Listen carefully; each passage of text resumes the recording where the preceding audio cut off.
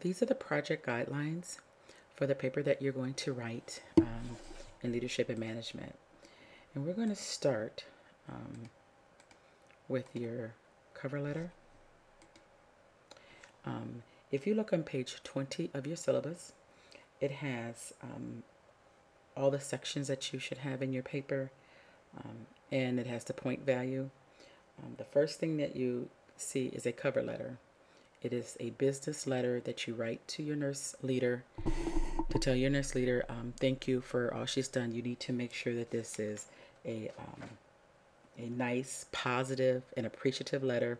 Again, it's a business format. There's many types of business formats that you can use, but just make sure that you make sure it's addressed to her with her information, and make sure your information's on there. And then you need to type sincerely, cordially, some type of salutation, and then you need to make sure that you have printed your name, leadership student, St. Anthony College of Nursing, and ENC.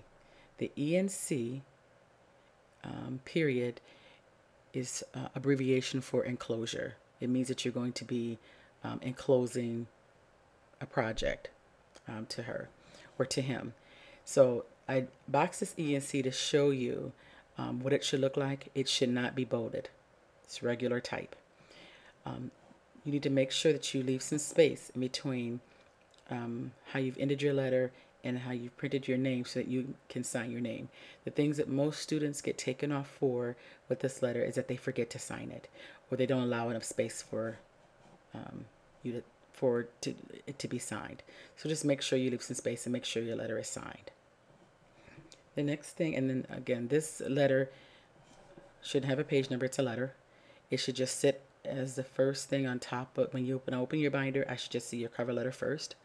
And then after that, I should see your project. Okay. So now we're going to get into the project portion of it. First thing you're going to do when you create your project is to create a title page. Your title page should have running head, page 1. This is just like a title page in APA 6. Get your APA 6 book out so you make sure that you are following along and correctly doing your APA. On here you can have a very nice picture if you want it. It can be creative, as creative as you want it to be. It should have, make sure you have the title of the project, your name, and St. Anthony College of Nursing. Again, this project should not include an author's note.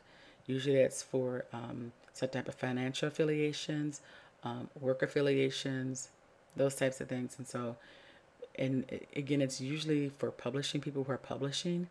So we're not going to include an author's note in this project. The next thing you're going to create is going to be your executive summary. Your executive summary is on page 2.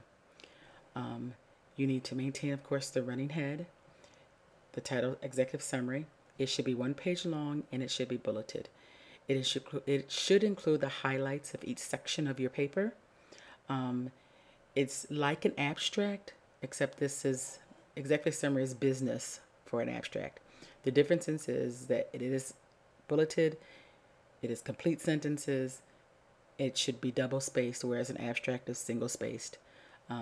So those are the differences in it. But if your leader doesn't read anything in your project and he only reads the executive summary, then it should tell them basically what you did. So you need to start from your introduction all the way through your recommendations and just put your highlights of your paper in there.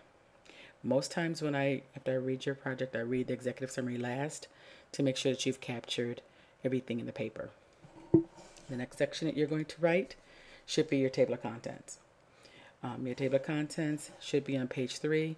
Some students, if their project lends itself to that, if they have a very, very long or in-depth project, may have a 2-page table of contents. Most table of contents is just 1 page long. Again, it starts on page 3. You should have the title, and then you need to account for every section in your paper and every page that it's on. So your title page should be on page 1. If you start at page 1 and then account for every page in the document, including your reference page, your table of contents will be fine. If you notice here, their literature review went from page 5 to 6, and you need to make a dash, and it needs to say 5 to 6. You need to account for the section of literature review, and you need to account for each page that it's on. So if your literature review was 4 pages long, it would say 5 through 9. Okay. If you notice her appendix D said pages 11 and 12. And this is the way it should look when you have multiple pages for a section. And then remembering that the reference page is the very, very last page in your section. And other than that, I think your table, if there's something special that you need in your table of contents, that's something that might be a question that you might need to ask further. But most things in your table of contents should be pretty straightforward. Making sure that you have all your page numbers correct, then it should be fine. If you have any questions, please ask. I've covered now your cover letter through the table of contents. And the next sections will be forthcoming. Thanks.